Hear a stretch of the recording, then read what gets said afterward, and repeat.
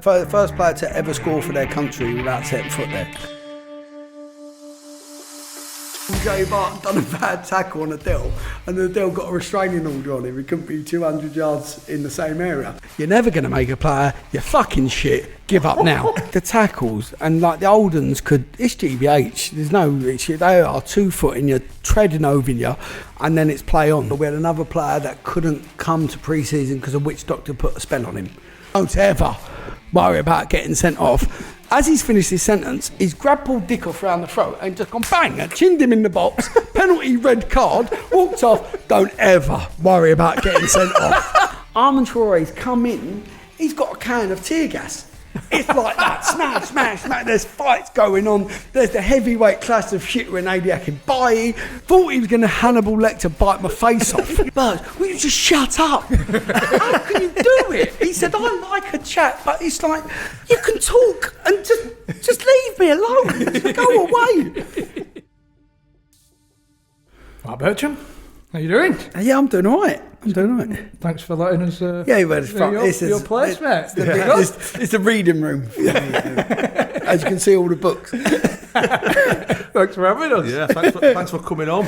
Did you bring your passports coming this far south or what? Like, not usually. He's homesick, and mate, I can't wait to get home. Can we get me quick and get me back up north? As soon as I'm past fucking Mansfield, I'm fucked. Yeah, well, we used to always say anything north of Northampton was north for us. It's in the name, that's why they put it, Northampton, and like anything. So we counted anything north of Northampton was a northern game. And how far is that from here? About 45 minutes. I can't believe our second Canadian international. What Who's the chances? Ian Hume. Hume, yeah, and he's got what an absolute mongrel of an accent he's got. Part sweaty, part Canadian, yeah. He's all over the gaff waiting, isn't he? I know, yeah. Are you alright, mate? I don't know what's the crack these days. Are you coaching still? Or? Yeah, no, I'm technical director of Bahamas, so it's not a bad gig, but I've been technical director of Bahamas. Yeah, so I've been waiting to go back for like 6 weeks, but the island's been in lockdown with the virus, so a lot of Zoom calls and stuff. So I'm hopefully going back there next week. World Cup qualifiers start for the men's team October 11th, and we got in our group Trinidad, Guyana, St Kitts and Nevis, Puerto Rico, like horrible places. You try. It's hard not to smile, isn't it? Yeah, I know. Are you just like scrolling through LinkedIn? But then we got the women's team that I'll be heading up as well. So you got that. So it's good. So did you apply for that, or did they come to you? I got headhunted. They see my mugshot and went, "This is one gig to win." No, because of CONCACAF, because of my links playing with Canada, old Canadian FA president Vic, he's now head of CONCACAF. Jason Roberts is out there as head of CONCACAF men's football. My really good friend, ex-teammate Jason Matteau, he lived in Bahamas. His wife Karina is head of women's, and I was in Miami working last year, and I popped over to see them because they just bought a new place in Bahamas, and it just sort of like come from there. And then I thought they offered me the job, and I thought, like, why not? You need an assistant or not? Yeah, I can chip in. I can do a bit of paperwork for you, no bother. Fuck off, lads. Like, I'm off. Good luck with it all. Yeah, but I don't think I'm allowed Northerners because of the skin cancer problems. Because you're burning under that light there, Johnny. You know what I mean? You lot. Look at me. I've got a long sleeve on. You like you're in Benidorm. So I think you're a bit of heat stroke here already. So are you going to? I'm allowed to say that now because I know it's a little bit PC with the north and south, isn't it? Well, we don't take offence. Brilliant back in the day. Like they used to give it southern softies. Like you could listen to them in the other. These southerners, these don't fancy it. Southern softies. Yeah, Stuart Pearce, Terry Erlock, they're like really so. And then we used to give it these thick northerners. They haven't got a clue. If we're just a bit cute, they won't know what they're doing. Like back in the day, and then that's what it used to be every game. Yeah.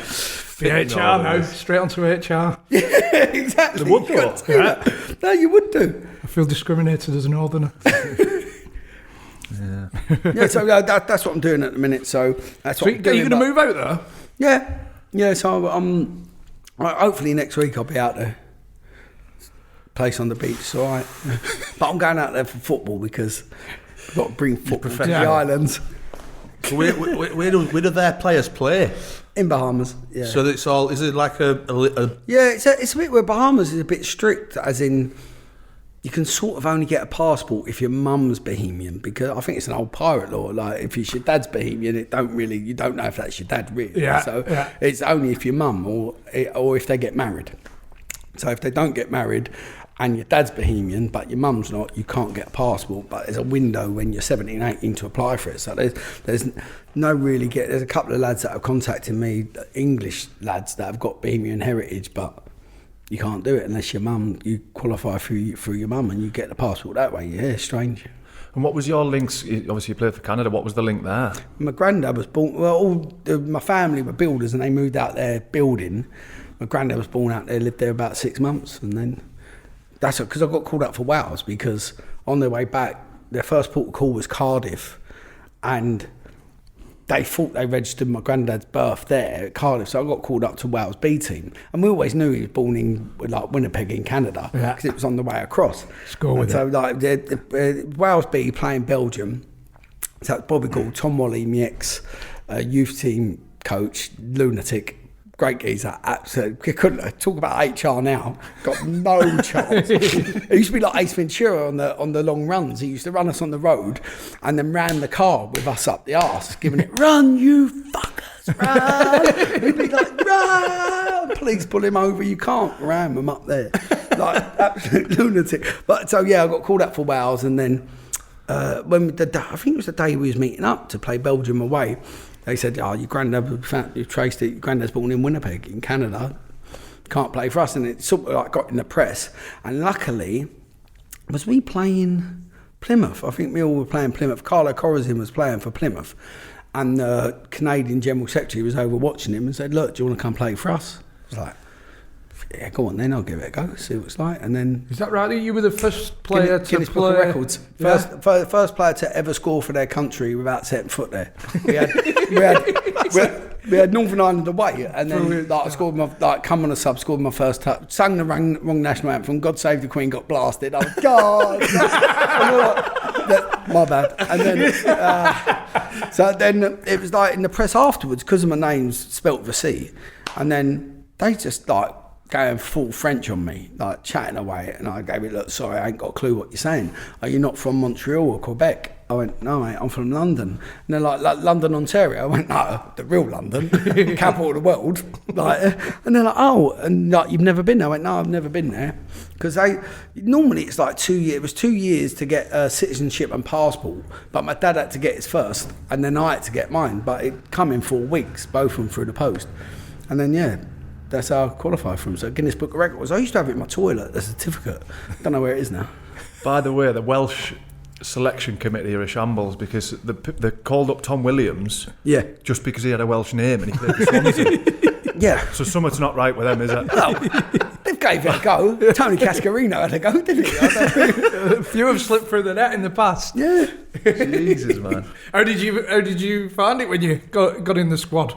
Like meeting them lads for the first time? Different gear, because it was like a social club, because it was the lads that play for England. It was when people say about it, oh look, he looks tired from international duty because of the travelling. Probably because it was like a stag do every time we went away. It was out all the time, and I think that's what was such a good thing with us. We had Paul Pisciliado, Thomas Rosinski, Craig Forrest, Jimmy Brennan, Paul Stalteri, Mark Watson used to play over here for Oxford. So Nick Dasovich was at St Johnstone's in Scotland. So really it was like an English team. Yeah. And that mentality where it was like all together, like win, lose on the booze. Normally it was lose with Canada, so there was no pressure. So yeah, it was just really enjoyable. And then we ended up winning the Gold Cup by pure luck, which was like Slovenia winning European Championships. Yeah.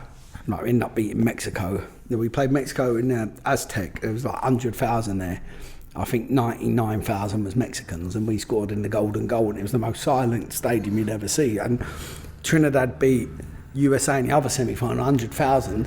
We played Trinidad in the semi-final. There was 5,000 there at the Coliseum, like no one there. So yeah, so then we qualified for the Confederation Cup, which was different class because we got weighed in for that. And they tried not to send us. They tried everything not to send Canada. They wanted to send Mexico and America.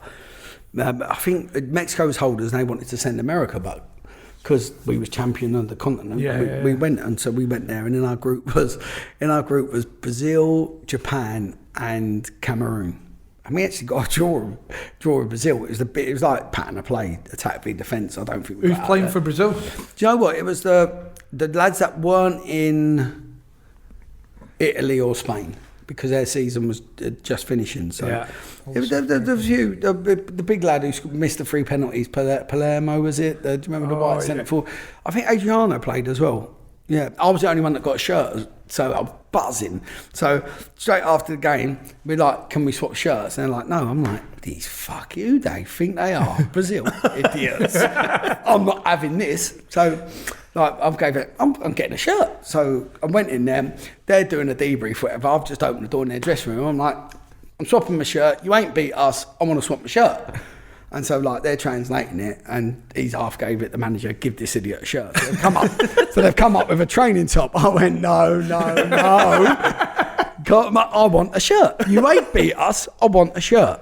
So I think some subs come up. It was Says or someone, and he's handed it over, and like, I gave him my shirt, and he's like, no. I went, okay, fuck you, I'll keep it. Went out, and we're like celebrating, yeah, I got a shirt. And so, like, we were speaking to one of the interpreters, I was giving it, that's big time, isn't it? Like, not giving us a shirt. I said, what's a liberty?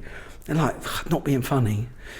Like, they're quite poor, so what they do, they give their shirts back home, and then the family can get food out of it, and they can sell it, and they can trade it, yeah. And Pesh was giving it. I bet you're happy now, Bert. Yeah. Fucking hell, I got a shirt, you mate.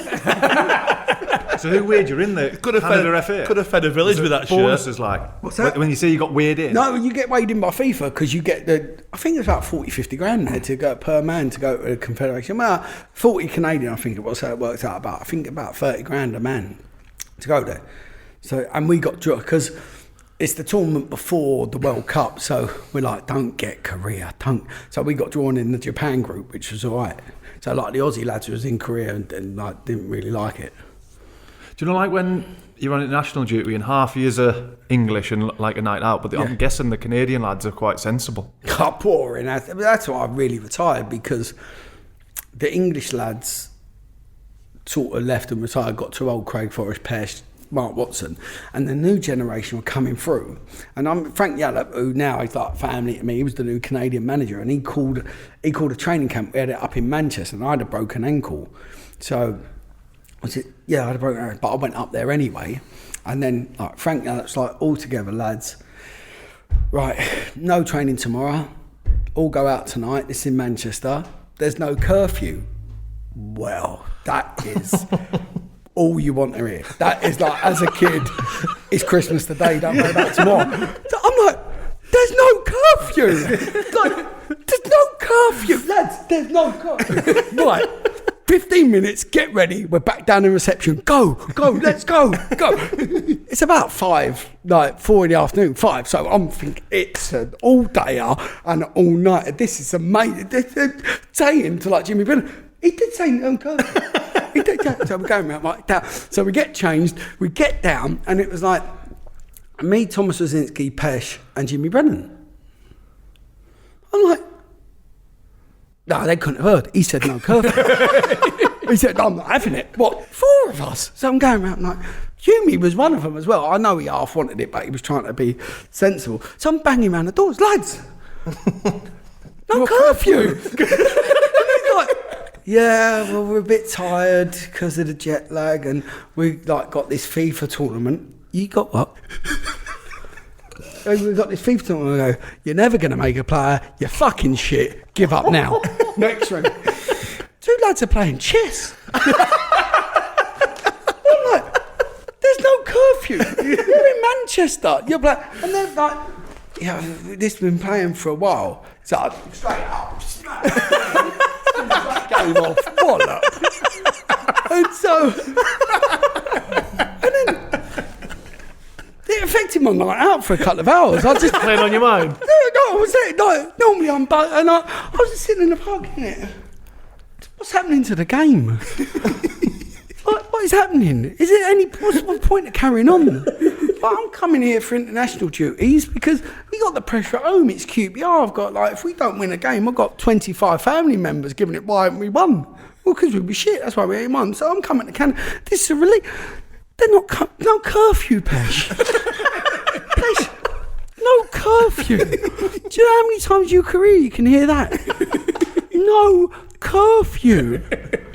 And then I think from that time, I think we had a couple of games, and I just went to Frank, I don't think this is for me. Like, it's getting far too serious. There was only one other time we had a no curfew. Oh, was that twice? It was in the same month, the Ibiza Cup. Different kit. Well, we're European champions, QPR. Don't want to say that. But we are European champions, holders of the Ibiza Cup. I don't think it was ever played again. So who's in the Ibiza Cup? Considering like the 3 pre-season before, we've gone to RAF camps and they have run the nuts off us. There's another story there. Marcus Bean and Terrell Forbes. This is the last RAF camp we up. It was up in Inverness. RAF Kinloss. I'll never forget it. And it was one, there's been an RAF camp, and being up in Inverness, it's like there's nothing to do. Even if you want, it was like being on Alcatraz. Even if you do want to go out for a night and escape, you've got fuck all to do. So they've taken us cross country orienteering, and it's like you do orienteering and you pick the coordinates up. So I'm speaking to the instructor, and he's like, "Yeah, it's a cross country one. You get your coordinates, and then you run another mile and a bit and you get the coordinates and it's the last one back." I'm like, oh yeah, sounds interesting. So like Terrell Forbes, still a good mate now, he was up for a charge and he's managed to come away because he's got a ankle bracelet on, and he has to, he's tagged up and he has to report to, I think, the police station up in Inverness at 9 o'clock every night. So this is the afternoon run. So I'm like, so you was paired up. So I said to Kev, and then it was Gareth Ainsworth and Martin Rowlands, right lads, sprint like fuck to the first one. They're like, what? Don't worry, sprint like fuck to the first one. So I get to the first one, get the coordinates, right, great. Sprint to the second one, got the coordinates, we're first one there, fuck off, that one's gone. So then lads can't find it. So we're up to the third one, get the coordinates, to the fourth one, fuck it off. So now it's in the woods, it's a maze. So we get back, we're first ones back, we are pissing ourselves laughing. It's getting darker and the lads are coming in because they've been lost in the woods. They're coming in. So everyone's back in. It's now pitch black. It's past 9 o'clock. The 2 lads that are missing, Marcus Bean and Terrell Forbes. So like, we're off. Ollie's going, man, he's got a tag on. He could go to prison. And we're laughing. They've got the lifeguard out, search and rescue, because it was near the beach. It's pitch black out, 10 o'clock at night. They were found huddled on the beach together. So, I'll never forget it. They walked in like they've run the marathon. They've got the silver foil on. They're silver foiled up. And I'm just so excited. Sitting there. Oh, lads, are you all right? You look cold there. Yeah. And Terrell just went, Birch, not funny, bruv. Not funny. Like the tank's going. And again, Holloway's giving it straight away. Like, straight to Kev, you're a disgrace. And he was always, Kev's comeback line was, it weren't me. Like pointing at me all the time. No. Yeah, Kev going all the time. But all I'm saying, it wasn't me. So that one. So going back to the Ibiza Cup. So silver foil. Yeah, like they've run the marathon. They've come in, just not funny, bro. Not funny. And then, so we went Ibiza Cup. So they've said to us, we're going to Ibiza. We thought they was like lying. And then we've had the big speech. This is pre-season. This is serious. Holloway. This is serious. Blah blah blah. Don't think you're going to Ibiza to party. Nah, never crossed my mind. Yes, fucking yes. But he went out there the day before or something with the family. So we got to the hotel, a nice hotel. Right, lads, sit down. I'm just saying before, this is pre-season, but this is a fucking disgrace. Like, what? All the games on Astro, the training's on Astro, this ain't real pre-season. So, the magic words again, no curfew tonight, but you have to stay in the hotel. We're like, that can fucking work, Kev. We can work that, no problem. We'll take it. Straight away, Chief Exec Mark Devlin, who thinks that Huddersfield, headlock to the bar, get your card out, get the club card out, put it behind the bar. So I think we landed it must have been like, it was about 6 o'clock at night. What a great night. It's still about 8 in the morning, and we're like, oh, shit, we got training at 9. So we're straight to train. We've got a game at night. We're playing RB for Town. Big European clash. It was honestly the best but worst training I've ever seen in my life. I've seen Gareth Ainsworth. He was side-footing like a ball. He didn't even have the ball. He's side-footing it. Martin Rowland's running down the wing. We played 11v11. He had a big nose anyway, Rowley. It was like a plough. He's gone. He dug up the Astro. He got across it, missed the ball, face planted, and then on the last one, do you know, like when you get it off the thrower and you go to volley it down the line? I've gone to volley it down the line, and it was just an absolute peach right in Kev's nose. It's bleeding, and Holloway just gave it. That's a disgrace. Get to bed. Right, get to bed, sleep it off. We got a game tonight. And again, it was going so well, 2-0. But then the smiling assassin, Paul Furlong, because he's such a nice geezer. He smiles, the gold tooth's out. But then the red mist would come in, and then he scissored someone. It's gone into a big 22-man brawl. We've won 2-0. And again, Holloway's gave it, right, lads, we go out for dinner tonight. Can I have a few drinks? No going out. So we're like, okay. So we go up. We get back to the hotel about 12. We're like, there's a fire exit there. They've put us next to the fire exit.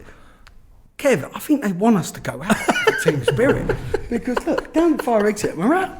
Like, and not only does the fire exit go out, it goes to the taxi rank.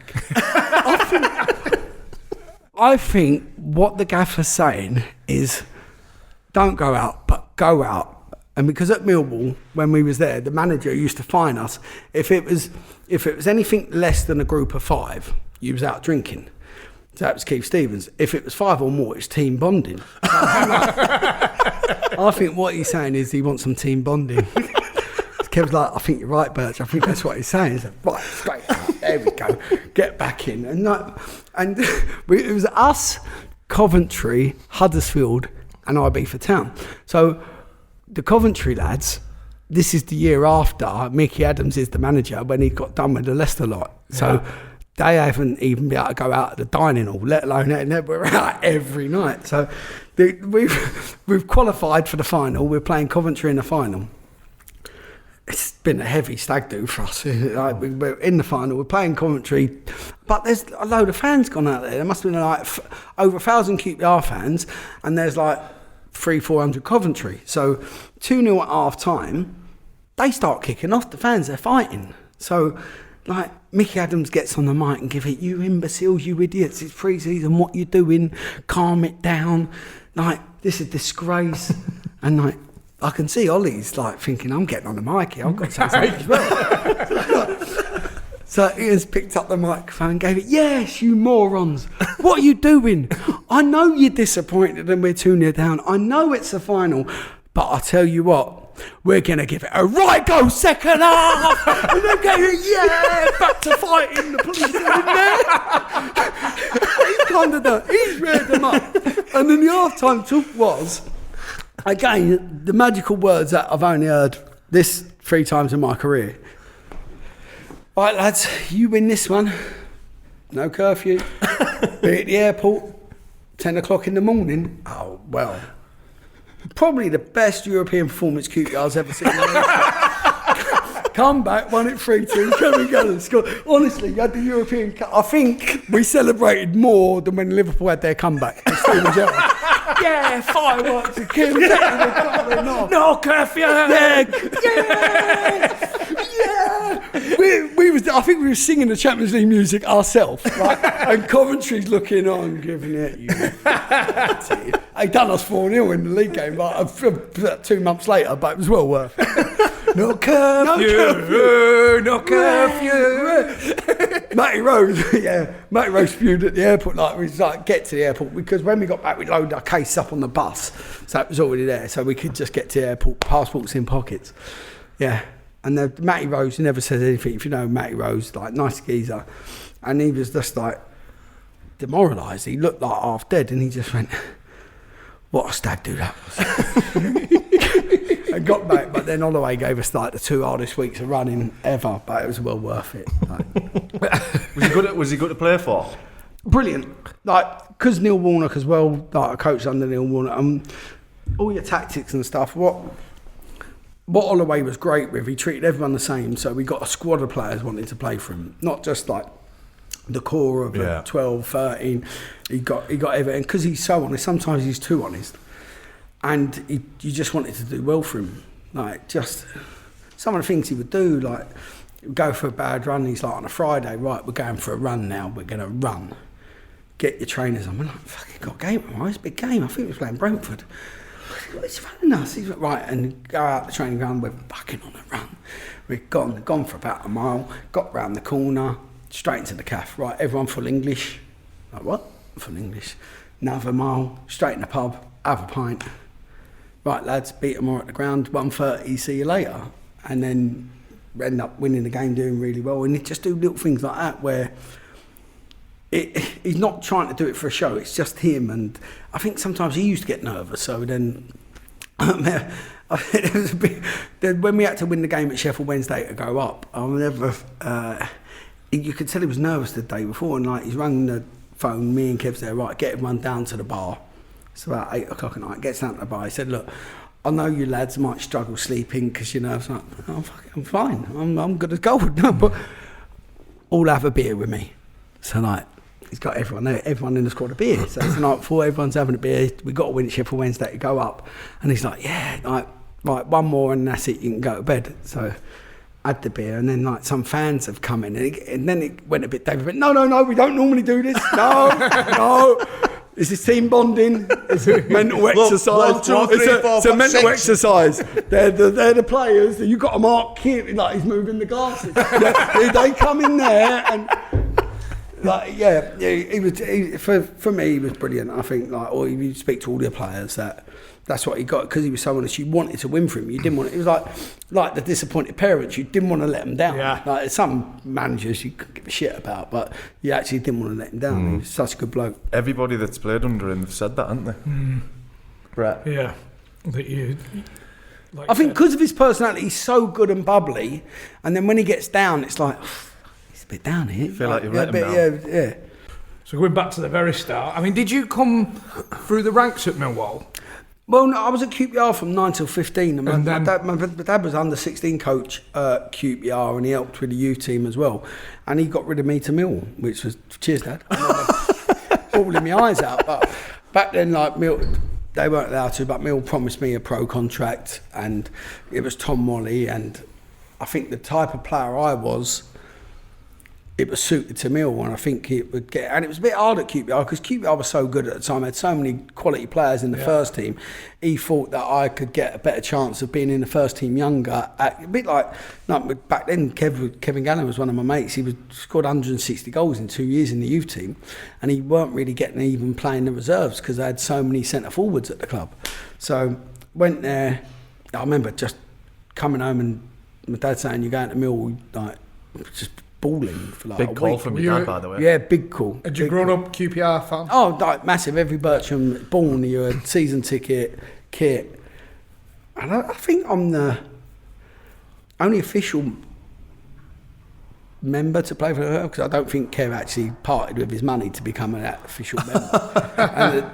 So the Law Sports Club. So yeah, it was all the dream. One of them when I was a kid. Curtains, lampshades, rugs, QPR, every kit. I've still got them now. Like my kids used to wear them and kept them. So like every shirt. We didn't really miss a home game. It was only when I joined Millwall full time as a YTS that I missed a home game. So like 1982 FA Cup final run. I was only 4, but we lived in Wembley, went to nearly every... That's the first time I seen my dad cry. I thought he hurt himself. Like Clive Allen scored in the semi-final at Arsenal, and we won the game 1-0, and I remember my dad crying. I thought he was having a heart attack. I was only like 4, everything all right, and he was like, it's the happiest day of my life. And I was thinking, yeah, that marriage, kids. FA Cup final, 1982, as a championship team. I'd thinking back, and then 1986 Milk Cup final run, we went to every round, and then one of the best nights of my life away at Liverpool, was 2-2.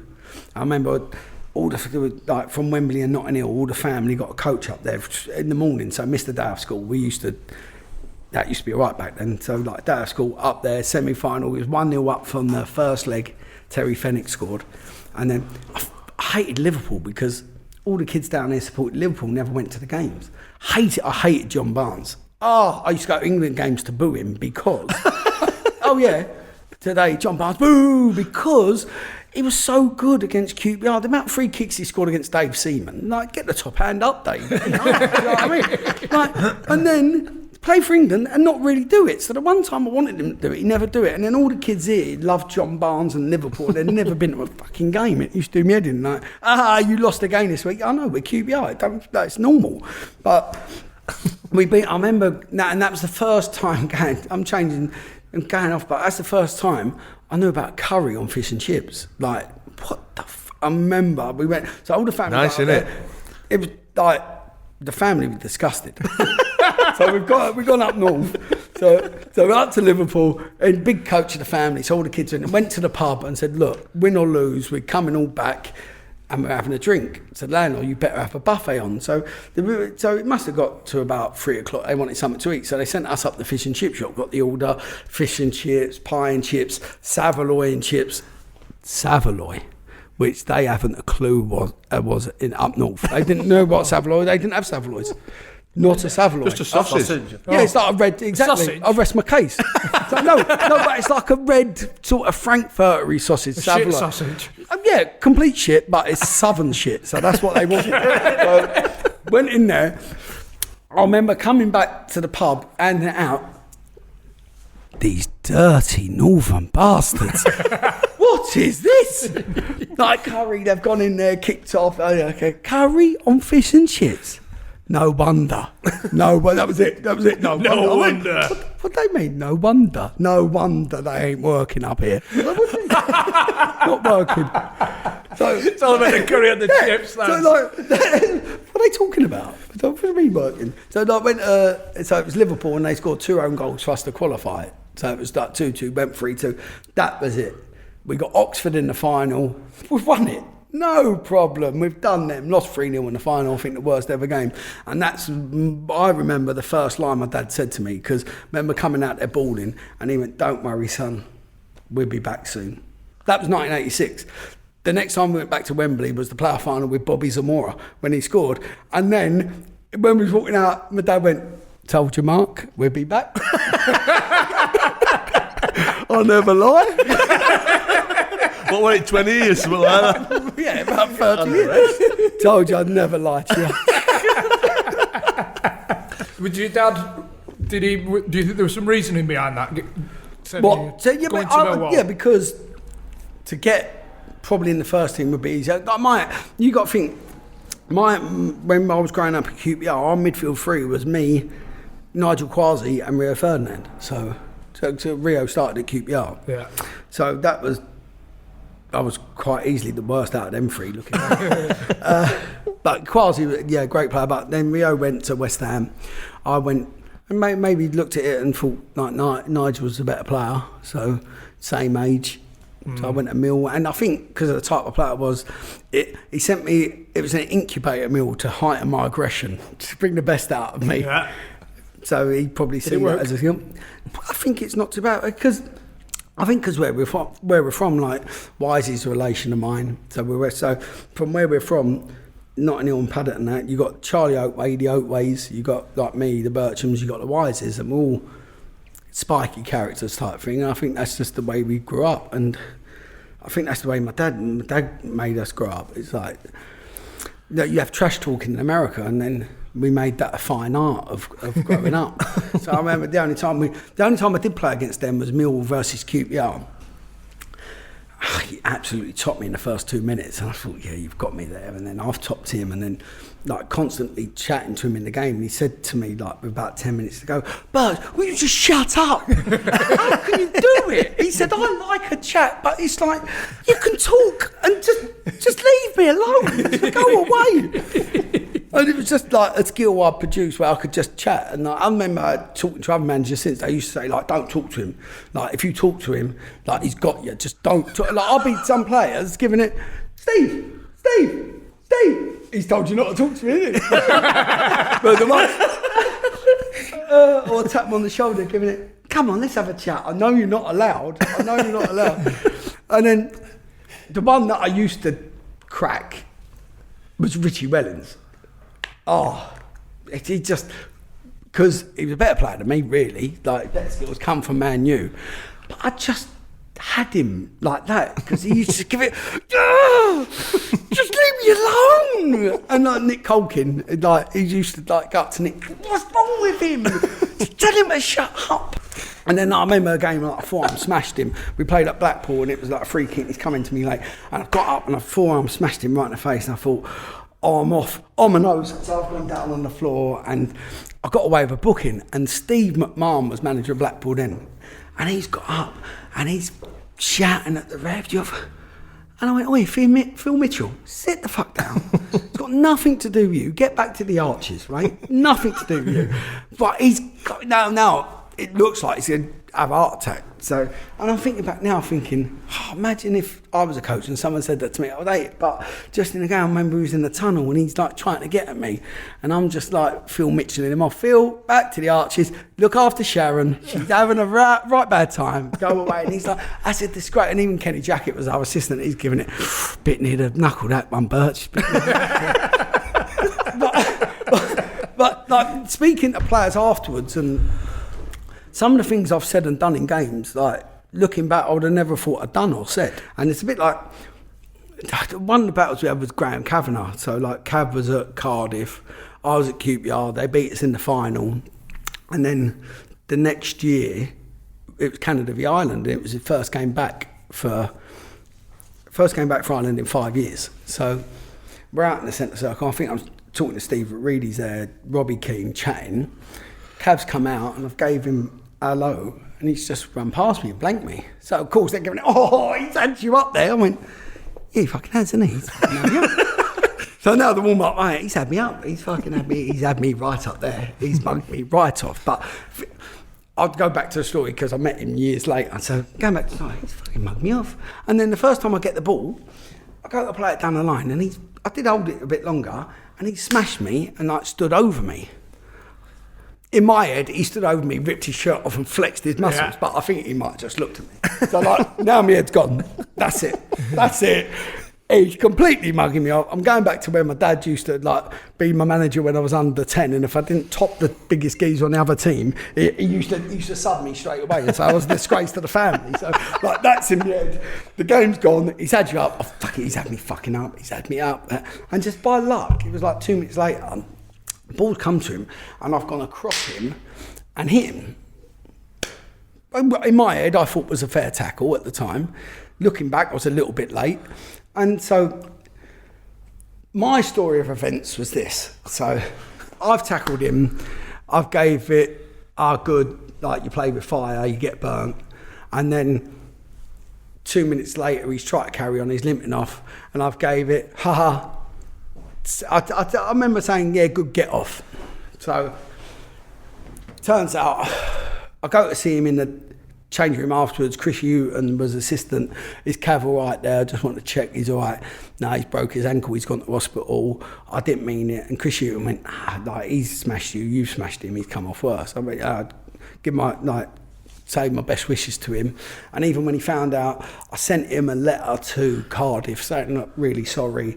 Didn't mean to injure you. If you're ever up to London, I'll get you like theatre tickets, hotel, whatever. Blanked. Which fair play, no problem. So fast forward, must have been 10 years, and we never played against each other for wherever injuries or go to the A licence at Lilleshall. So like Neil Harris is my best mate. We travel up there together, and then like Neil Harris gets at the car and he's chatting. I'm getting the bags out, and like Cav's giving it a chop. Oh yeah, who'd you come up with? Oh, I come up here with Birch. Well, it was like you had the change in face. Like he's screwing. I thought, hey, don't look too happy. He's probably still angry about that tackle. Wasn't that bad? And then, so after the first day, we're in the bar drinking. After the second day in the bar drinking, I was like, fuck it, I'm going to go ask him. So like, Cav, everything all right? He's like, everything fucking all right? No, it ain't. I was like, oh, come on, it was only a tackle. He's like, Birch, I had 5 years of my life just dreaming about smashing you and doing you. You injured me. I was out 6 months to nearly 8 months with a broken ankle.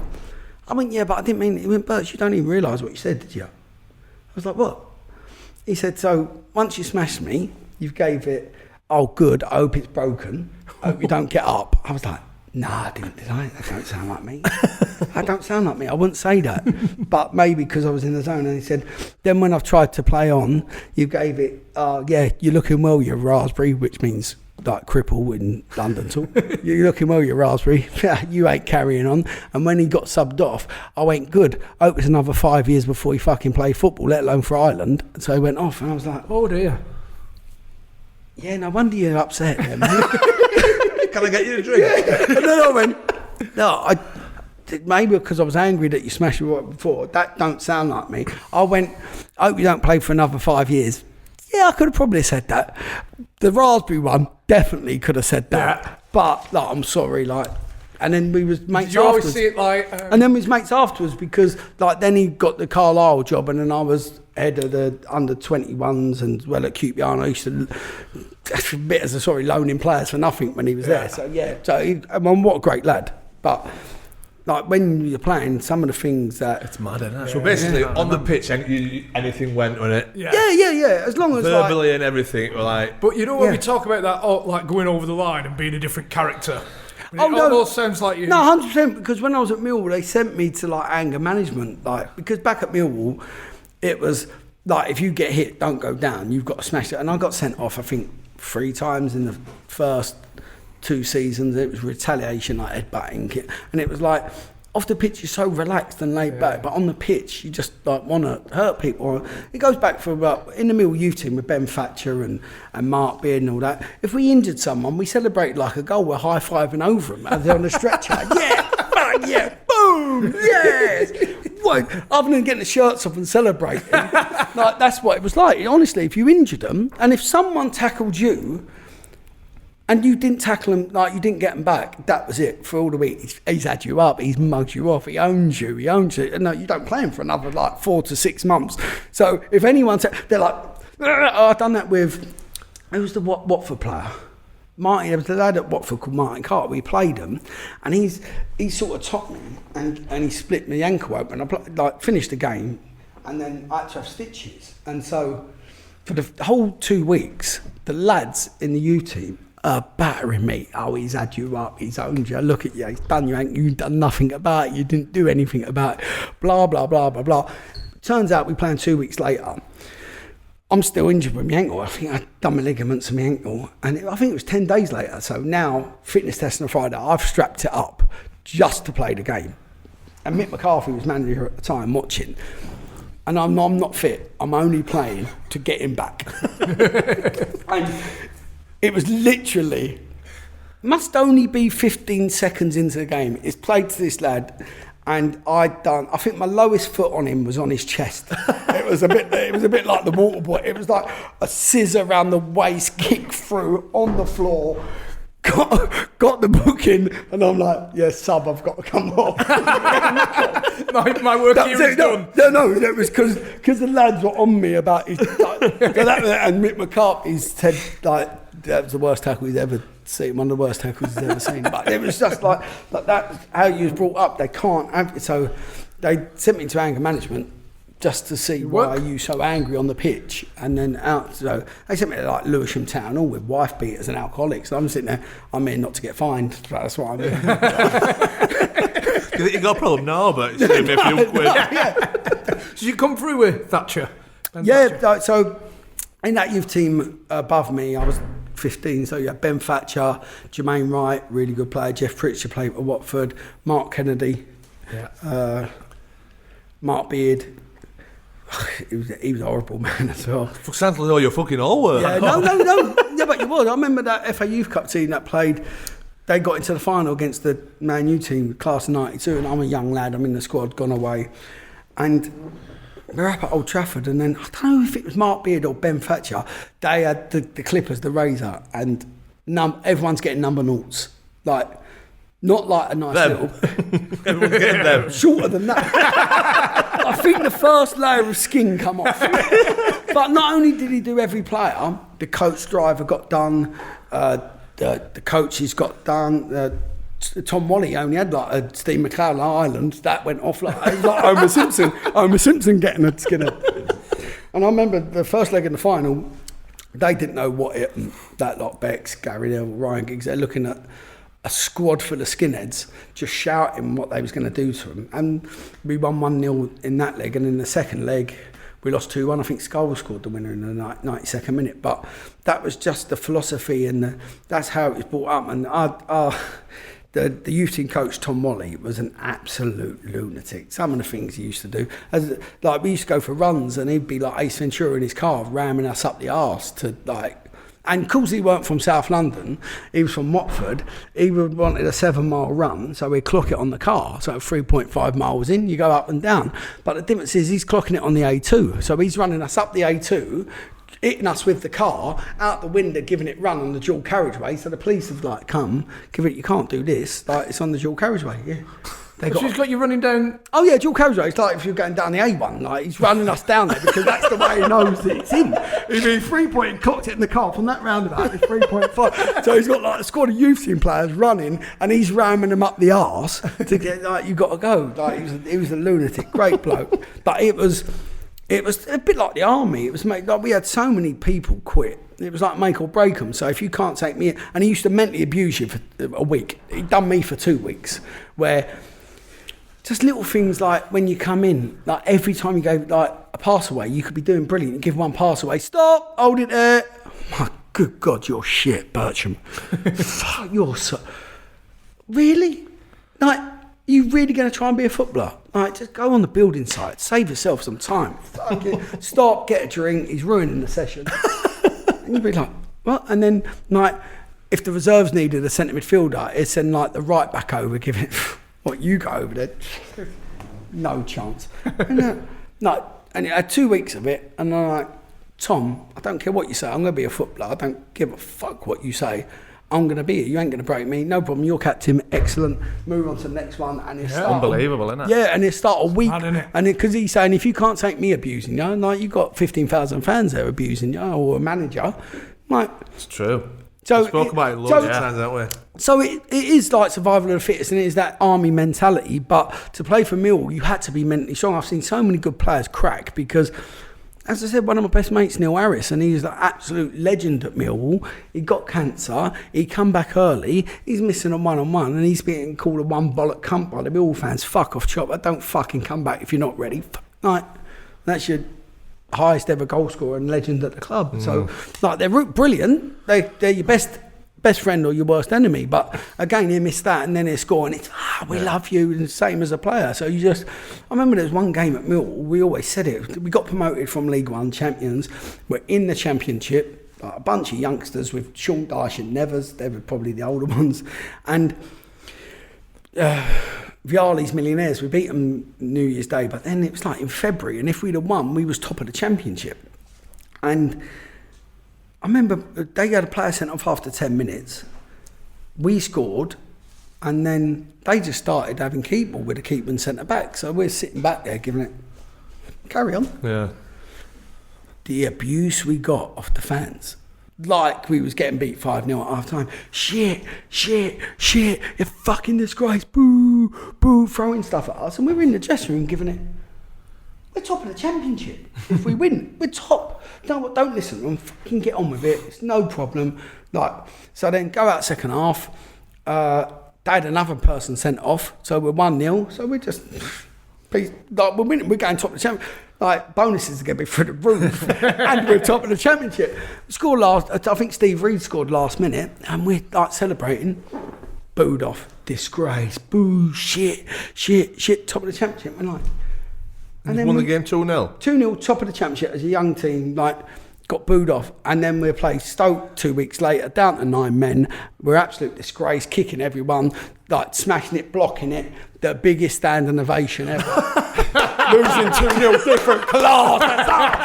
That's us. Son of a bit of art. But it's like when Ollie went to Mill, he's like, I'm going to do the Blackpool way, I'm going to teach him. You can't, He's like, well, you do a backward pass, or you don't get it in the box. That's it, you're finished. No, I'll re-educate them. I don't think you will. And he didn't. What would but we don't, at Mill then, they played the best football I think I can remember. But don't matter to them. But that's I'm not saying it's wrong, but that's their philosophy. Yeah. They'd rather stick it in the box, get a big man in there and work it well. And again, with that Mill, and that's why I think that youth team or that youth system that we had there was so good, that brought through so many strong characters that stayed in the game later on, and every one of them's a character. But I was quite lucky as well, because, and that's what I say to young players about. We was footballers, and everyone's got a story of luck happening for them to make it. And when I speak to nearly everyone, so for me at Millwall, there was 2 massive ones.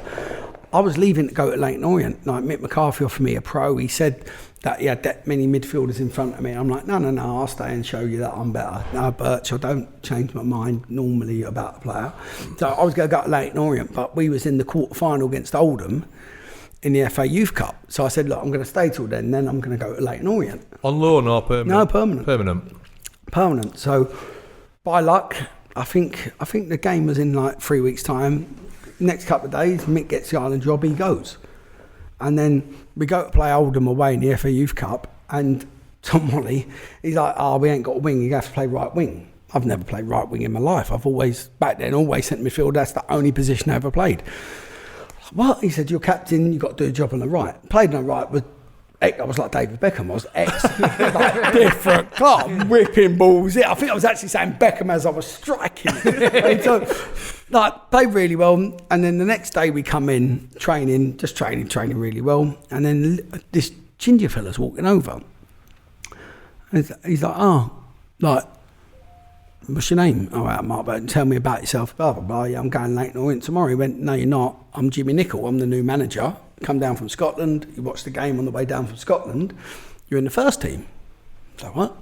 Yeah, you're in the first team. So for the rest of that season, I was in the first team, where I could have easily gone to Leyton Orient, not done well, falling out the game. So that was that one. And the other one, you got to take your opportunities, yeah. And then the next one, because then we got relegated. The next year, the team didn't start well. I think they got beat 3 or 4-0 on the Saturday, and Jimmy Nicholl called a first team training session, properly game, refs, kit, at the Den on the Monday. So we've gone on the Den at the Monday. Here's the teams. The right back, who was a trialist, ain't turned up. So we ain't got a right back. And I'm thinking, yeah, I've had a heavy weekend here. Who wants to play right back? And I'm like, fuck it, I'll play right back. We beat them 4-0. I scored one. I think I set 2 up. I had Weldy at right back for my first ever game there, and it was like a proper game. So he's going mad at the first team. So the next day we had the Tuesday off. Go back in the Wednesday, and Jimmy Nicholl calls me in the office. Birch, why didn't you tell me you could play right back? I went, I've never played right back in my life. And he went, you're playing right wing back Saturday. I was like, what? We had Preston. So I was like, really? Yeah. He said, I know some lads you shouldn't tell, but I don't think you get nervous. You can handle it. And I went, right wing back. I went, what's that do? He went, oh, it's easy. What's that do? Yeah, we're 4-4-2. Never played anything else at Millwall. 4-4-2. What's wing back? He went, it's easy. When we attack, you got to make the back post to try and score. When we defend, you got to run and defend the back post. So I'm just running then. Yeah, that's why you're playing. You're just running. So I was like, oh, shit, fucking no, don't get nervous. But then we signed the legend that is Ray Wilkins, one of my heroes. So we signed Ray Wilkins, and I'm like, it's the great Raymondo's coming. He's different. I'm just like giving it. It's Ray. I was just passing to him in training. Here you go, Ray. There you go, Ray. The great Raymondo. The great Raymondo. Like one of my biggest heroes at QPR. Just a legend. And how old are you when he comes in? 17. Right, so it's 17. Like an hero walking in. Yeah. Like my all-time hero was John Byrne. Yeah. I had the mullet. I highlighted it when I was younger, like a centre forward. Thinking about now as a coach, everything I hate about a player. Number 10, flary, don't do much running or tracking back. But to then, he was like the Pamela Anderson in my eyes. Like, I loved him. So yeah, Ray played, and I didn't get nervous at all.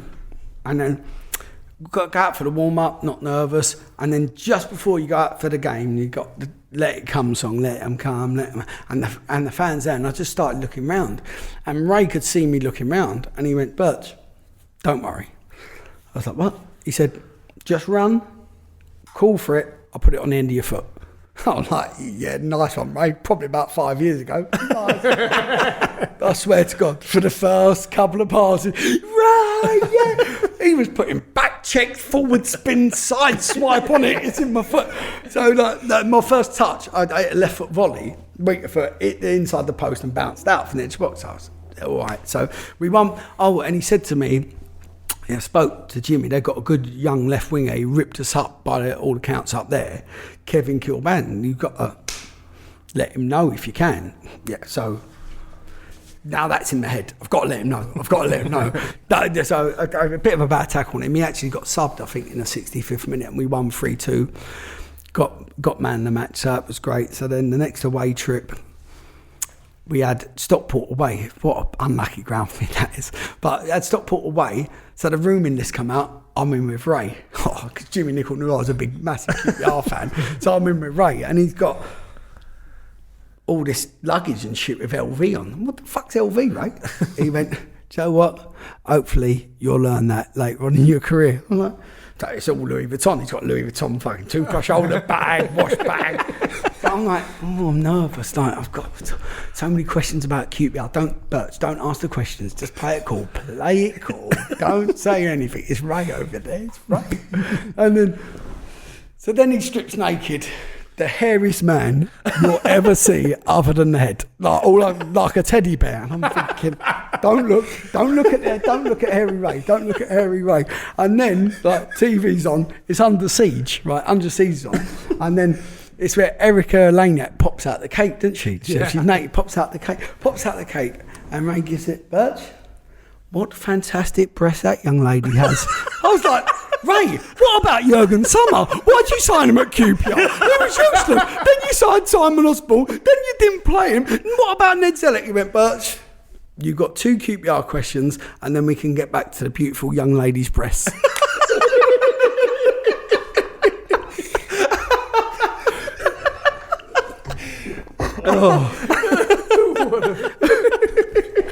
I can just imagine the awkward silence, just sat there waiting to ask you. No, it's just like, oh God, I can just see him in his Y fronts, in his Calvin Y fronts, and just hair everywhere. No, it was just naked. No Y fronts. No Y fronts. Dreams do come true. Just hair. What a beautiful Going breast. back to Mick, did he used to do his young v old back then? Yeah, young v old. So like it was young v old. So on a Friday, it was like prison rules. You see Mean Machine and all that. It was just the tackles, and like the old uns it's GBH. There's no issue. They are 2 foot in you, treading over you, and then it's play on. Like the Monk, the goalie. That was all the Monk. So like, and as a youth team, you'd be like, don't need an extra. Yeah, I mean, Birch, over you come. Oh, for fuck, here we go. So over there, and it was just. I think it was like, get a couple of youth team over, you can do whatever you want to them.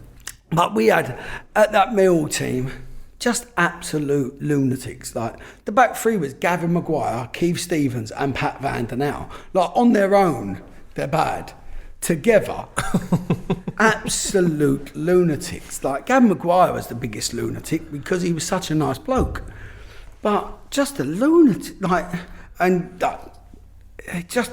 I remember we're 16 years of age playing at Arsenal in a reserve game, and they was proper reserve games, like Glenn Elder was playing. They just won the European Cup, and Johnny Jensen was playing in midfield. So I remember tackling him. Is that the geezer with the tash? The tash, he scored for Denmark. Danish one No, with the yeah. tash. So, being mouthy as I was back then, I know it's a surprise, but I was a bit mouthy. I've smashed him in a tackle, and he's, in the first 5 minutes, jumped up, grabbed me. I went, don't get annoyed because you're shit and you weren't picked in the final. So then he's like trying to strangle me, and and then both got a booking. And it was only like a couple of minutes later, the ball's broke, and I could have gone in and smashed, but I pulled out. Well, Gavin Maguire has lost his shit. Like, that's it. The game's gone. Birch, what you fucking doing? You could have smashed him there. You could have done, not win the ball. It weren't like you could have had a good tackle. You could have done him there. What you doing? I was like, Gav, like, I don't want to get sent off. He's like, oh, fucking show. Don't ever worry about getting sent off. As he's finished his sentence, he's grabbed Paul Dickoff round the throat and just gone bang and chinned him in the box. Penalty, red card, walked off. Don't ever worry about getting sent off. And then walked in. Like a lunatic. Like, this geezer went on loan at Scarborough. And he had on loan at Scarborough. And he's come back, his leg's all done. And they sent, because I remember, did I have my knee ligament sent? I was injured at the time. But they sent the video down of how he'd done the injury. So some geezer's done him. He's got a compound fracture. So tib and fib's gone, bone sticking out.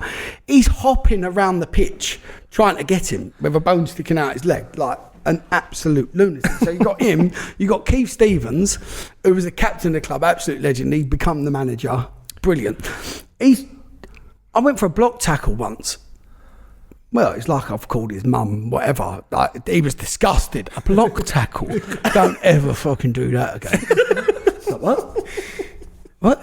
Well, you've got to get over the... Like, you could injure yourself there. Right, we're out in the afternoon. So, I think it was me, Ben Thatcher, Marc Bircham. They was a bit older. Took us out. One of the other youth team lads, I don't know which one it was. Do you know with the attack dogs and you get the suit on? Well, he's made a make-up attack suit, like cricket pads, rugby pads on them, like everything on them. And so when you're going for a block tackle, don't ever go block tackle. That's your opportunity. You can get your foot over the ball and get that right in their face.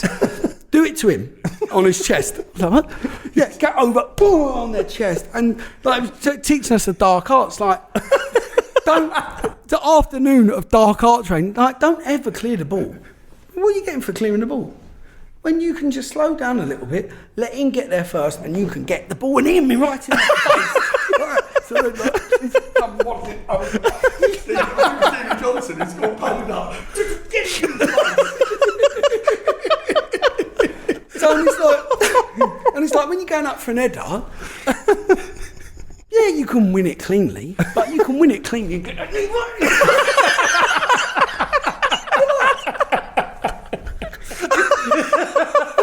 when they're like running it out, shielding it out, you can accidentally just go right down the Achilles. Lessons in the dark arts. Yeah, and then he's become manager, and there was like lessons in the dark arts. Like, and so there was like a couple of times I've done it and got away with it. And he used to just give it... It's not ready if you get away with it. So there's a couple of games I was like near the line, and he's giving it. I said, "This Birch, what you doing? You could ruin the game." Like, and I was going, "I know. Do you remember when I was like 17 and you took me to the dark arts? What'd you say? If it ain't a red, it ain't a red. You've got away with it. That's a disgrace. Don't get sent off." So yeah, the dark arts. He used to teach us the dark arts of the clearing the ball and getting your studs in the neck. But he had that one to the tee, the block tackle. Or you can get your head in there. Because, like, back in the day... Get the head in there. Get the head in there. So back in the day, it was like the Rothmans yearbook, right? So that was when it was like 3 subs. The celebrations when the other team didn't have a like goalie on the bench. Yes! So it'd be, I don't know, Andrew Pilkington, whoever it is. Is he a goalie? Is he? I don't think he's a goalie. Get the Rothmans yearbook out. He's a right back. They've got no goalie. First corner, second corner. So you have to take it in terms of smashing the keeper. No reserve. So you'll take a booking. Then it was someone else's turn. The second corner. Achilles. We don't know. But that season we injured quite a few when it was like. But it was like. Lionel Messi's not on the team sheet. He's not playing. No keeper. They come in with the Rothman yearbook like that. No keeper.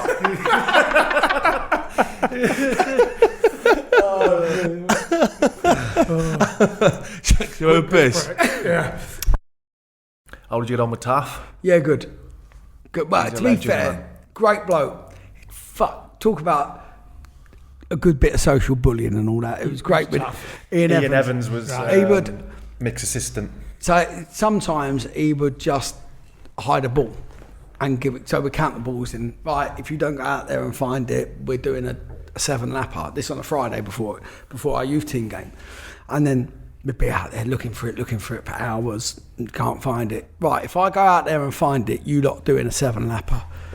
And then they go out there, he'd move a log, he'd move a load of leaves, he'd put it down a rabbit hole. There's your ball, go get changed. Didn't find it. Don't make us run. And we're like, fuck you. And we're playing Tottenham the next day, and they're turning up with the copers just in their hands, bowling round. They've got a kit man and everything. We're turning up, we're carrying our own stuff. They had a 7-lapper the day before. But yeah, we talked about the Pat Van der Now. Some crazy shark eyes on him, but it just come out in the paper that his ex-wife Mandy Smith said he liked doing the ironing in her underwear. So I know Why not? I've not heard of it before, but that's what he done. So on the Monday, Taff has got a free kick mannequin, put underwear around it, cut out and stuck Pat Van der Now's face on it, and put the ironing board up with the ironing. Don't think this is going to go Where's down it too set well. up? Where's it set up? Oh, in the canteen, Right. as soon as you walk in. Yeah. So I'm thinking, pick your battles, this one might not end well. And then, so we're sitting in the youth team room, and all you hear is smash, fuck, the swearing going on. And then, what's happened, he's come in and seen it. Then Taff has come in, seen Wolf. This ain't gone the way I thought it would. Gave it, Pat, whoa, Pat. Them fucking YTS players, they're a disgrace.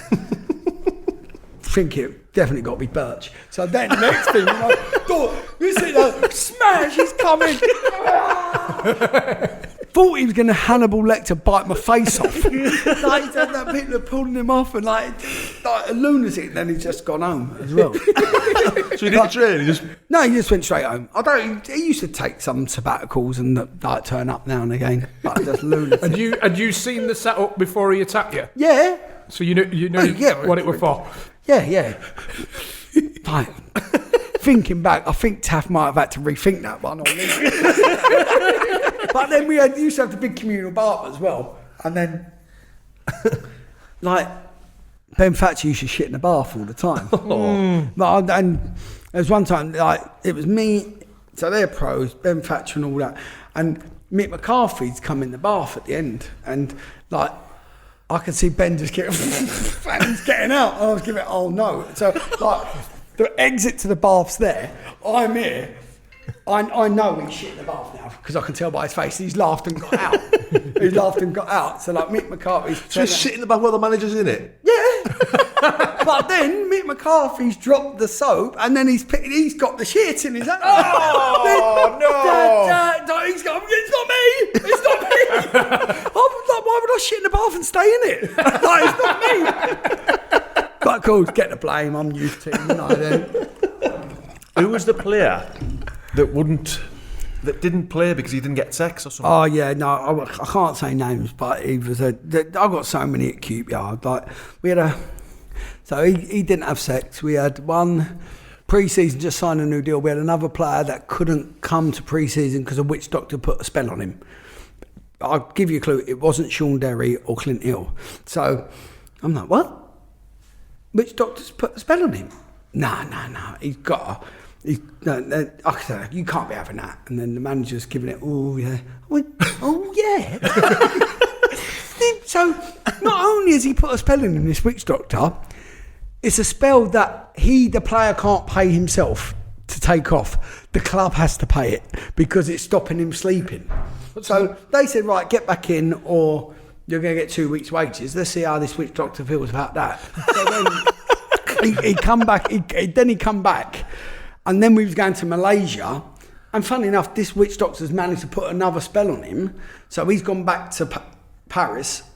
And what happened? The player liaison and the doctor had to fly back from Malaysia to then pay this witch doctor to get him out to Malaysia. What era is this then? What year? That was Premier League. That was under Mark Hughes. Was that Mark Hughes? Yeah. It's just... I know. Witch doctor put a spell on it. It's just his auntie. I mean, I'm not saying I'm a non-believer in the old witch doctors, but No, it's pretty much just a form of blackmail. Well, especially as he couldn't pay it. I was like, so we're not going to take. We're not going to take this. I might have half believed it before. It's like, it's a bit like, I know a Nigerian prince. I just need your bank account details to put the 10 million into it. Like, I'm half giving it. Witch doctor, yeah, maybe. So, I don't want to be like. So he's saying he's put a spell on him and he can't sleep. Yeah. And the club needs to pay for the witch doctor. I fucking think he put a spell on him not to pass, really. The way he started. I've seen him. Going back to the sex, well, you don't have to name the player, but he refused to play because he didn't have sex. No, because he wasn't mentally right, because he thought he was going to have a right good time.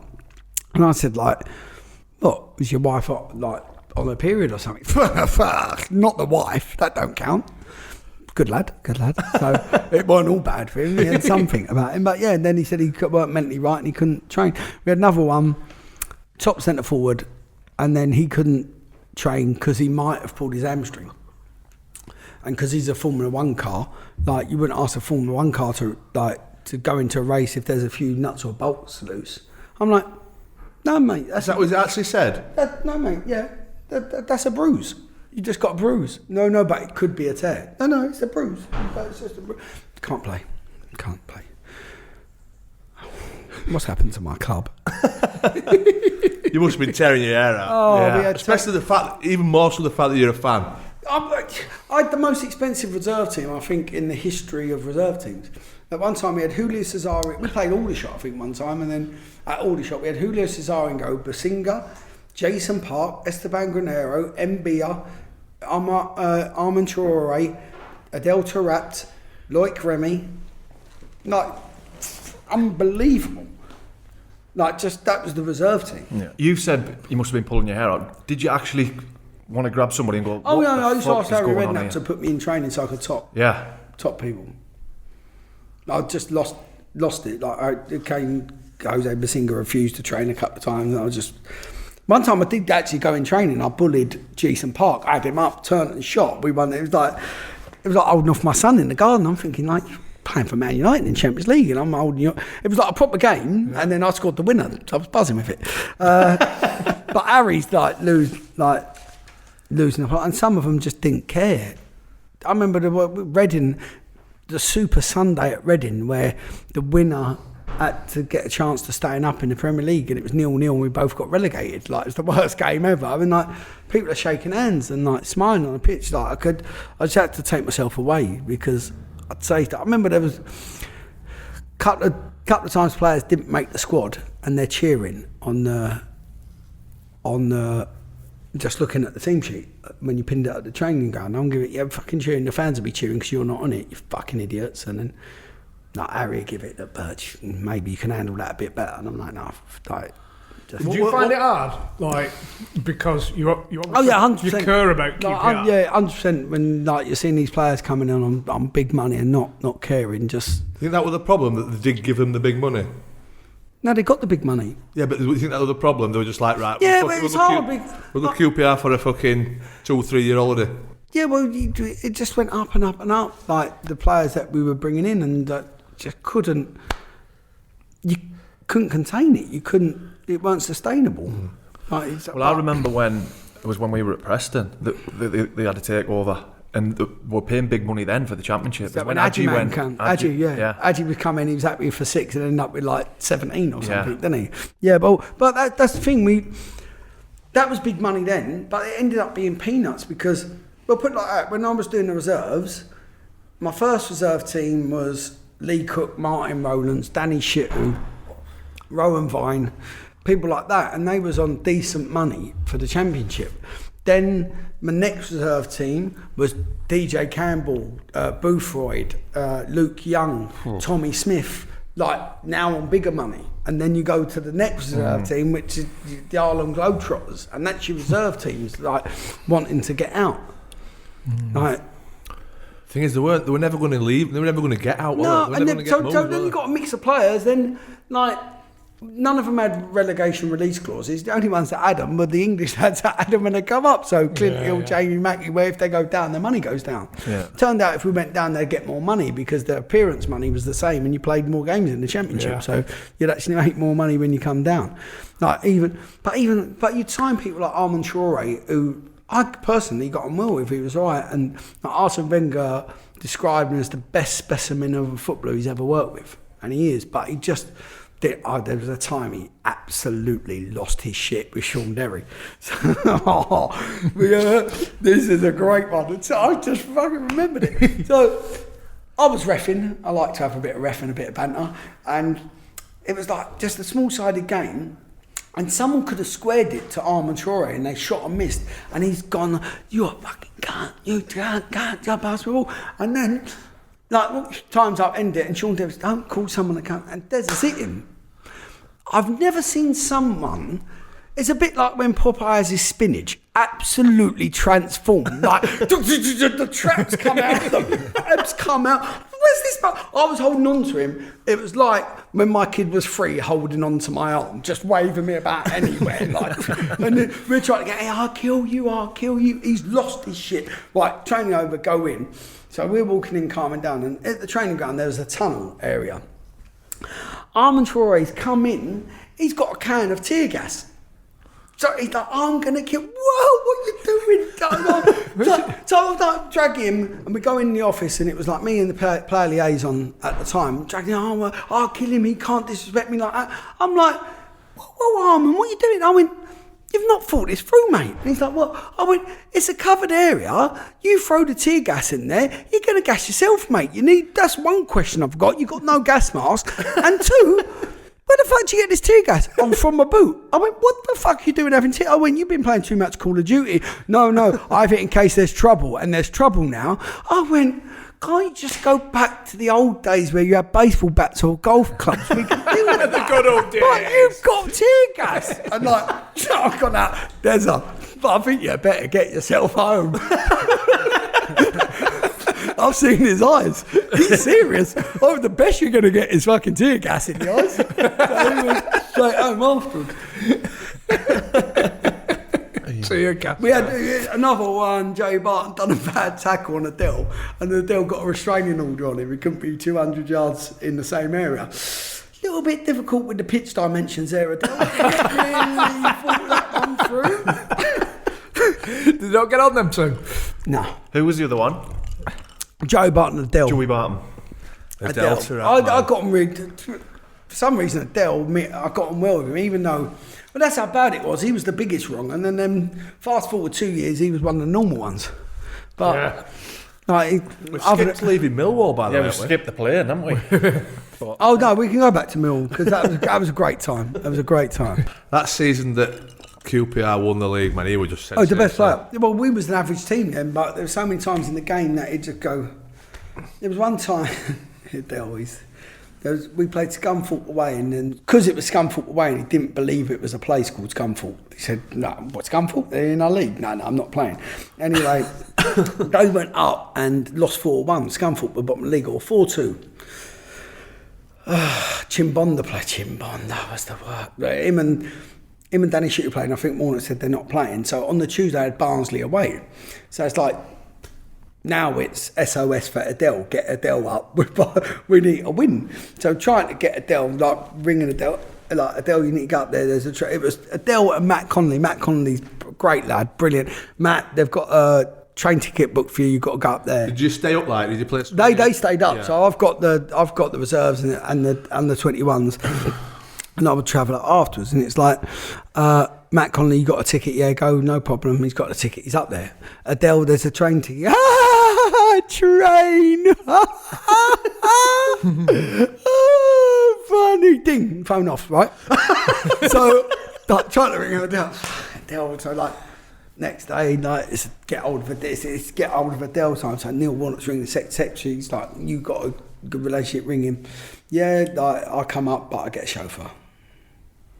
Like, what? Yeah. And he's like, to me, they don't respect me enough. Like, I'm one of the best players in the Premier League and I'm playing in the Championship. They're not respecting me enough. I need to show that they should respect me. Like, well, I've just got to get you up there, Adele, for this. That's all my job is. I don't care what's going on. So he got the car up there, scored after 2 minutes, and then down tools. Didn't try a leg. I've done my work. Come off. Adios, done. I showed them that they need me. And that was it. Oh, even when we won the league. So, Watford won the league, he's gone back to France.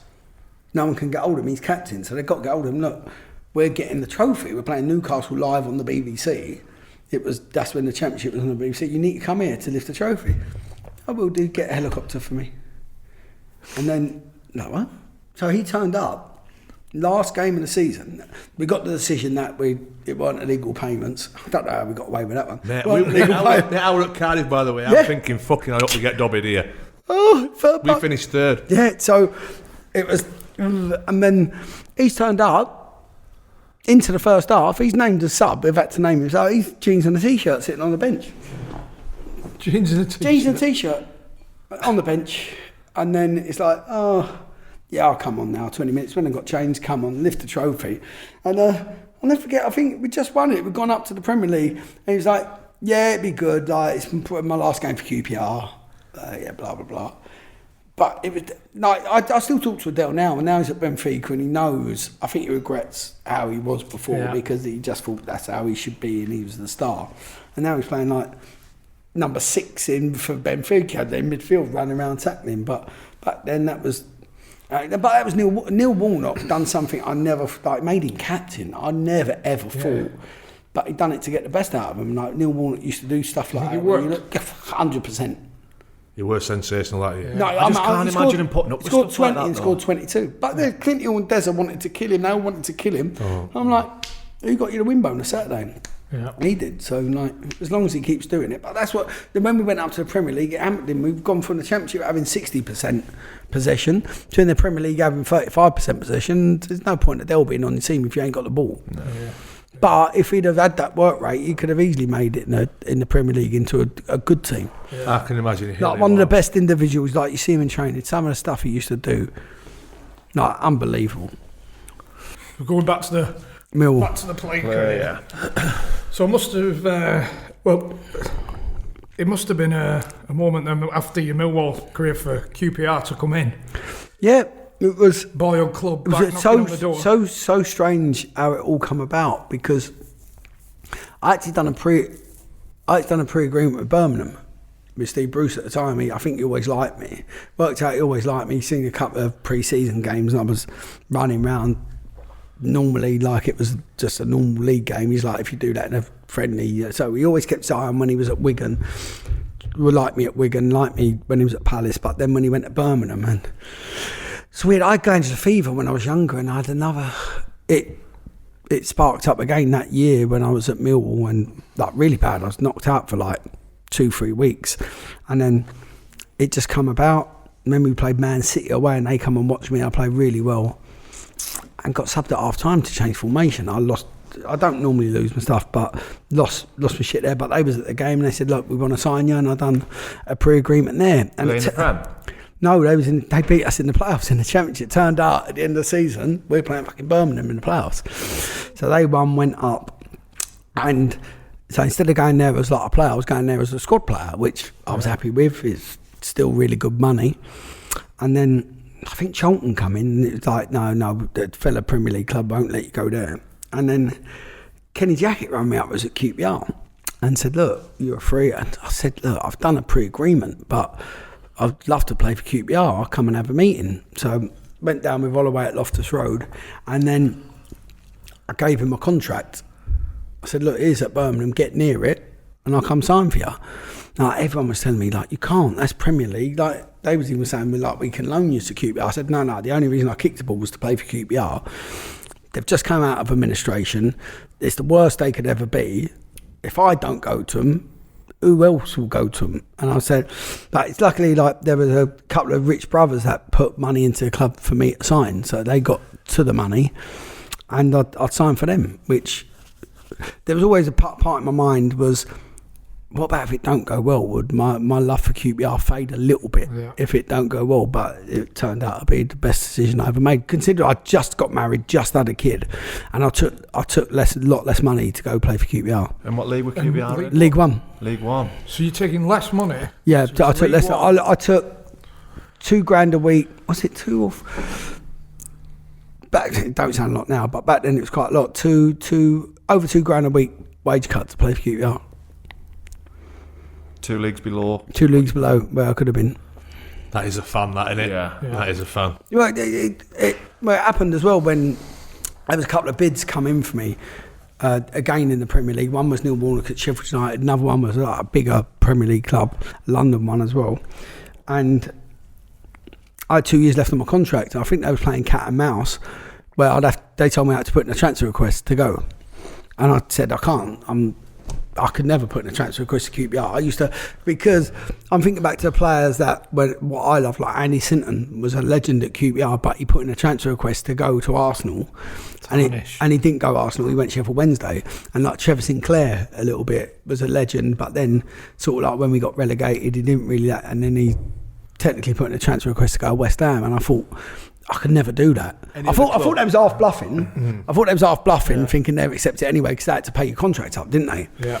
So they had to pay the 2 years up, but so they Any never. other club you're more than happy to put a transfer request? Oh yeah, 100%, 100%. But Still I thought because it would have been more, obviously financially rewarding to leave. Yeah. Is that a tough one to weigh up to stay and show a bit of loyalty? And no, whatever? because it was like I can't put a transfer request in. I just imagine I go back. Okay, you could have gone to a better club or more money, but I always wanted to have a legacy at QPR that I could look back on and just be really proud of. And that was because we're growing up, that's all we done. Like me and my brother used to be like statos, know every score of every game of what minute, and I thought, like, if I do that, then anyone can do it. That's what when fans say, oh, he loves the club and this player, he loves it, and a lot of the time it's their job, they fuck off if they get a better move. 100%, but just for that alone, I could never do it.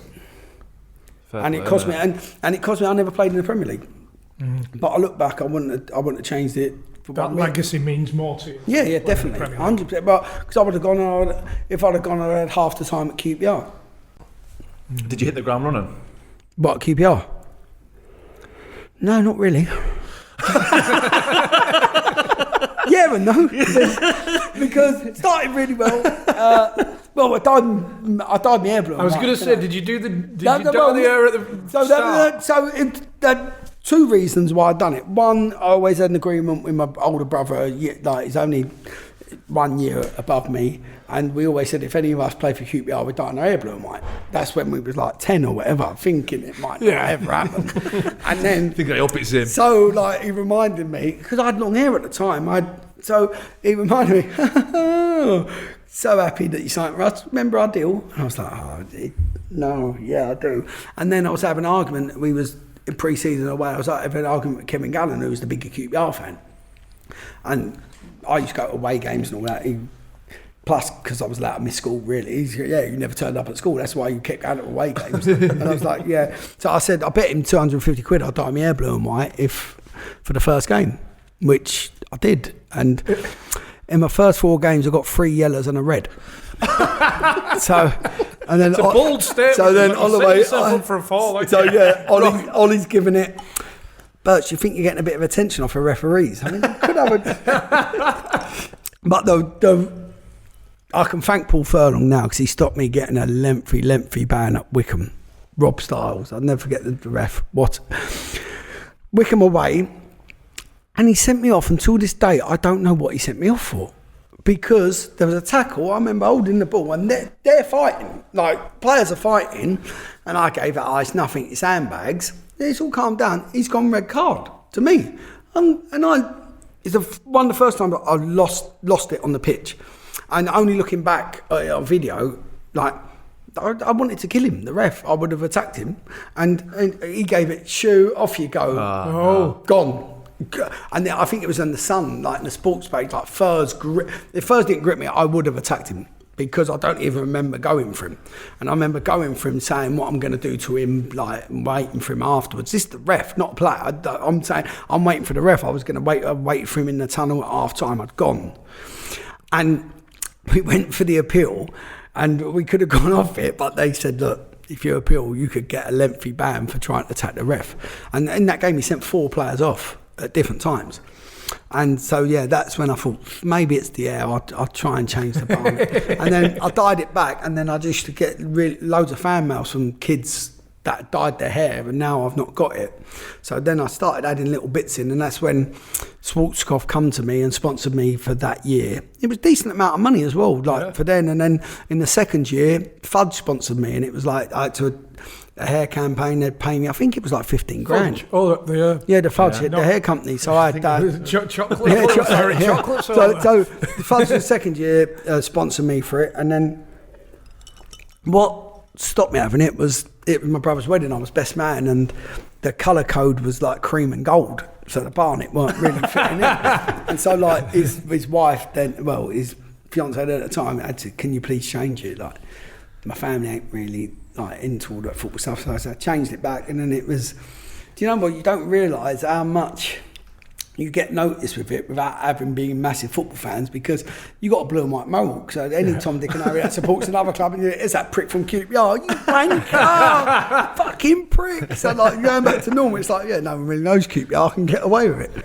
There was a few Twitter correspondence about Jerry Taggart and Tagged, yeah, most hated man in Stoke, I think. When they still hate me now. Like it was one, like still now, Stoke fans hate me. I watched it on the way down. Yeah, so look, did he hit me in the mouth? Yeah, he did. He cut it. Like he caught my mouth. Did I make a meal of it? Fuck yeah, he got sent off. And I'll do it again today. He's going for you as well, isn't he? There's like the reins. So it was Stoke away. Holloway, because Holloway is godfather to Pulis's kid, and like it's like he's doing the team talk, but he's looking at me, Holloway. Whatever you do, make sure you keep the fans quiet. I don't want anyone doing anything to get them going behind their team. We play it cool. We're ice in our veins. We play it cool. So 3 minutes into the game, it's a free kick. Tags has got the ball, and I've gave it. Oh, see ya! Right? I've got the ball. See ya! And he's gave it my lip. So he's caught my lip, not enough to knock me down. So Tim Mile down the road. He's got the red. Now I've got. You're a Mark man, but you're a Mark. It sounded like a motorcycle, but I got you're a Mark man out of it. Like, he's bombing me, he's killing me, right in the tunnel at half time, and so. Big old unit and all tags. I've picked one here. So then I've got that, and then I've got Gifted Noel Williams, who I know from what we used to go to college together. Right, Birch, you're getting it, okay. So there's another big one doing me. Clint Hill, yeah, I'm getting done. He plays for them. Wayne Thomas, I'm getting done from him as well. The only thing that's going to save me, there's too many of them want to do me, to get me. And then I think it was Darryl Russell as well, because I got him sent off when he was at Norwich, because he accidentally hit me in the face. Do it again. But so now the whole first half, I'm getting done. ITV following us about, because if we win, we break the QPR record, I think 9 wins on the trot. So half time comes in, and she was like, get behind me. I went, nah, I'm going down fighting. So I sprint in to go have the fight with Tags. And so from the side, in a bath towel, so in flip-flops, bath towel, naked, I think he thinks it's an easy win. It's like, you ain't going to normally go to a fight in a bathrobe. So I've got the haymaker, it's caught the mohawk on top because he's a couple of steps up. And then I've gone and we're fighting. And honestly, do you know like the film Bedknobs and Broomsticks where they're all blown in the back of the net? It's like that, smash, smash, smash. There's fights going on. There's the heavyweight class of shit with Adiak and Bailly, and it's all going. I've managed to die. And then I think I caught Darryl. It was like all went calm, and I managed to catch Darryl Russell or Peach. And then Cole Emery and Clint Hill still talk about it now because they said, "Did you done that?" I was like, "Yeah." But in all the mayhem, I can just remember, Fuzz, help! And it was like Matty Rose getting picked up by about 3 Stoke players, getting dragged in their changing room, and he's hanging on the door like a kid don't want to go to bed. He's giving it thumbs. And then I just see him just go like he's in a black hole. He's gone. Leave him. He's gone. They're doing whatever to him. As I said, he's the nicest geezer in the world. Like the night, he's probably making them a cup of tea in there. I think he was still in there for their half-time team talk. So we get back. So it's all King. The ITV did that. Gabriel, whatever his name is caning the cameraman because he's getting trampled on the floor to capture it. And then we go into the dressing room. And Holloway's, for fuck's sake, Birch, what did I tell you? Ice in our veins. You've started World War III. I mean, Ollie, he's hit me in the mouth. I've got him sent off. I ain't getting bullied. They want to fight. We'll have a fight. That's fucking right. We'll have a fight. And then he straight out kicks the Stoke door down. Tony, if you want to fight, we'll have a fight. He's like, I think Rosie's pouring tea. What are you doing here, Rosie? Don't like get out. No, don't tell me to get out. If you want to fight, we'll have a fight. And then he goes, like you see the interview, like most managers, what's happening in there? No, nothing. Oh, it's all gone off in there. It's all gone off. What was the score at half time? So 0-0. So we go out there. Kev scores 10 minutes into it. Well, that don't only start the Stoke fans off. They were trying to run on and get me. I think I might have gave them a wave. Yeah. To them. So now, Adi comes up saying, like the traps are up, the bat wings up, they're there. I'm getting hurt if it kicks off. Don't fancy. If you win, I'm gonna fucking kill you. And I couldn't help myself. And I went, well, if you're still on the pitch, we're going to win because you ain't going to fucking score. Right? So like, so he's gone. And I'm like, what, Birch, why did you do it? So now I'm playing. Now they're trying to get off. Not only have I got to keep the ball because the Stoke players, the Stoke fans are getting, so I can't go near the edge of the pitch. And I can't. So now, and it comes to like the 87th minute. Police come to Ollie and said, look, if you want to get him out of the ground alive, you've got to take him off. So then, I think, so number 8's coming out, and then that's when like AD's starting on me again. And he's giving it, next time you touch the ball, I'm going to fucking break your legs. And I think I gave it, something wrong with you? I'm fucking getting subbed, you idiot. Fuck it. Probably worse words than that. And then I come up and then Pulis is starting on me. And I'm surprised because they're throwing pound coins at me. It's Stoke, you know what I mean? It's up north, isn't it? So now I'm picking it up, giving it cheers in my pocket. So Monday morning, we come in. So it's Dean Sturridge and Aaron Brown. They know Adi Akinbaye. Like, Aaron knows, Birch, what you done? I went, you what? He went, what you fucking done? Have you got a death wish? I went, what are you talking about? He went, didn't you send that picture to Tags? I went, what? He went, so someone sent a picture of me, signed, thanks for the 3 points, Marc Bircham. I think there was kisses on there. And they're like, I went, I didn't fucking send that. And he went, well, you got to tell them. Nah, fuck them now, right? Hopefully they think it's me, fuck them. So now it's like, they want to kill me, they all want to kill me. We didn't play them again, but then, end the season, we come to a charity game. It's my mate Junior Lewis's best mate's dad, and so me and Martin Rowlands, we said we're playing it. Get in the dressing room, Adi Akinbaye sitting there. So he's been trying to kill me all year. Now he's sitting there. The traps go up again. I thought, Martin, it could be a long afternoon here, so I'm like, I've got to say, the way I am, I've got to say something. Mark's Birch, please don't, because I'm going to have to back you up, and he could probably kill 8 of us. Don't. I've got to say something, Mark. I can't let it go. And he's like, Birch, please, God, don't. So we finish the game, and there's tension, and then a bloke comes in the changing room, and he's like, AD, can we have a picture? Can I have a picture? And he went, yeah. And he gave this was not camera phones, cameras. Gave AD Akinbaye the camera, grabbed me and went, we fucking mugged them off, didn't we? No Rangers! You ass! Gets the camera, smash against the wall. I'm like, mate, get away from me, get away. First time ever I've tried to get out of being a QPR fan. No. So now it's all going, and then I'm like, Mark, I've got to say something. So we're in the bar, and then, AD can't have a word, mate. He's like, you what? can we step outside and have a word? And he's like, yeah. So we go outside. I said, Aidy, I've heard that you like want to do me, blah, blah. And he just went, why are you such a cunt? I went, I just love it. I I'll buzz off it a little bit. And he's like, yeah. I went, I'm not like that off the pitch. It's just on the pitch. I like to wind up and all that. He's like, so I talked him into it. I went, look, we go around the corner and have it if you want. I went, I've got nothing to lose. Everyone expects you to fucking do me, but if I can bite an ear off or nose, then I'm a winner. I'm a winner. And he's like, what's wrong with you, bro? And I was like, I said, so are we good? And he went, yeah. I went, I'm glad you shit. I would have bashed you. No, just joking. Go get a drink. Woo! Back in the bar like that. Didn't fancy it, did it?